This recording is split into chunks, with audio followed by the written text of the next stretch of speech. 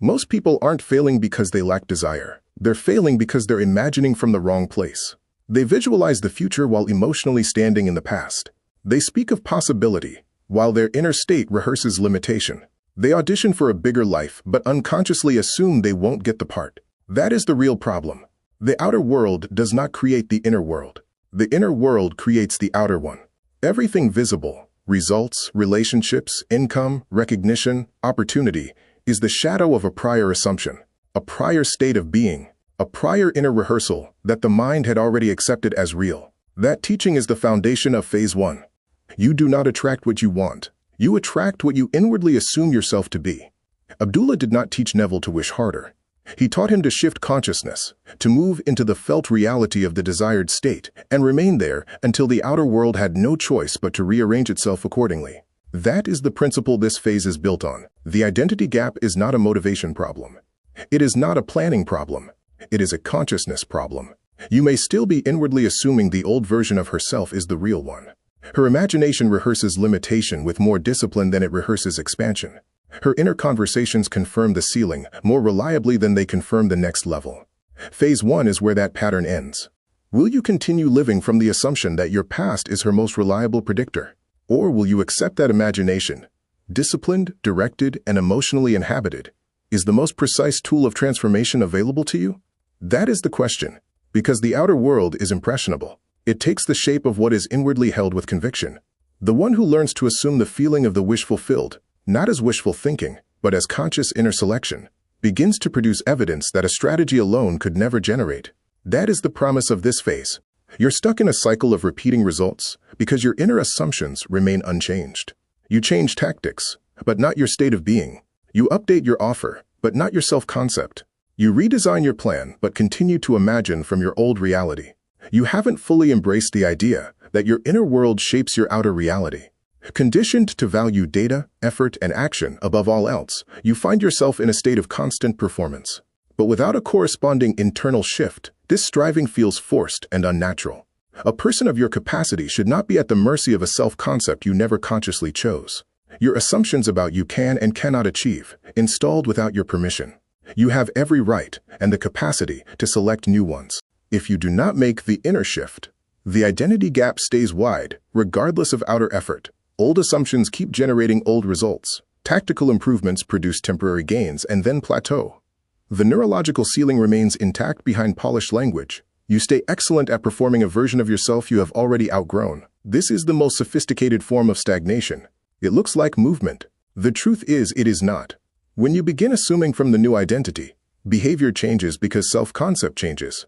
Opportunity is recognized more readily because attention is reorganized. Decisions sharpen because the inner selection is already made, the 360 degrees. Transformation begins at the root level. Manifestation stops feeling like work and starts feeling like alignment. Let's be honest.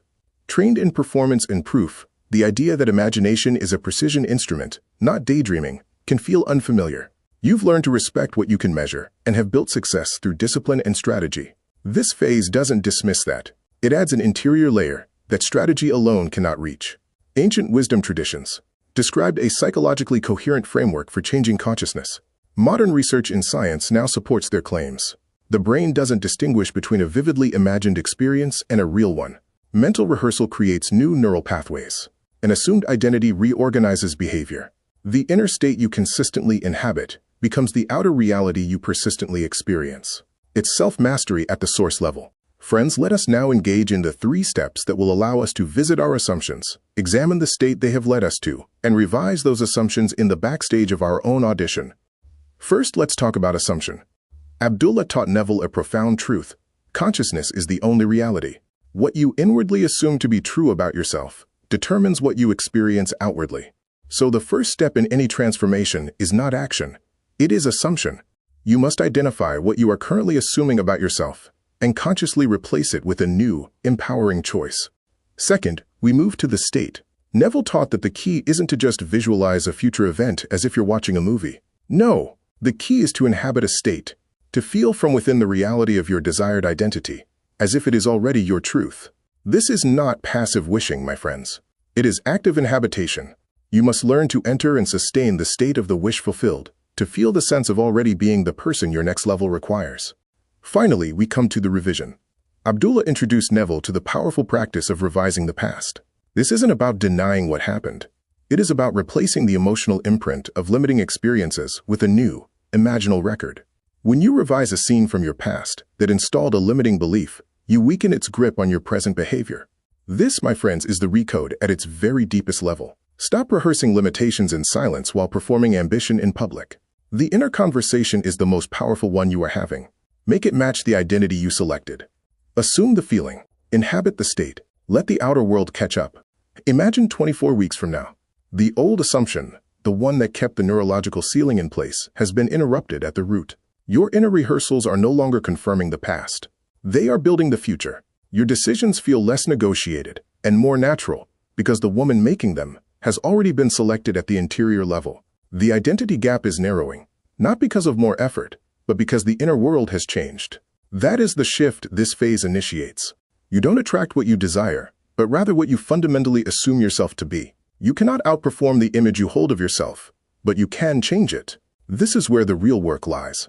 Not in mustering more motivation or devising a better strategy, but in cultivating a deeper, more profound assumption of who you are. Begin the mind reset at the source. Audit the assumptions. Select the state. Inhabit it with discipline. Let every external result become the proof of what you inwardly became first. The inner world is not supplementary. It is primary. Select the assumption. Hold the state. Recode from the inside out, and watch the outer world follow. Now let's move on to the practical exercise, the art of getting backstage. My role isn't just to motivate you.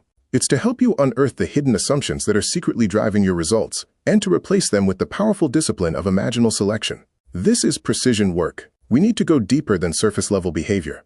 We're going straight to the core, your self-concept, your inner conversations, and the emotional states you call home. Take your time with this phase.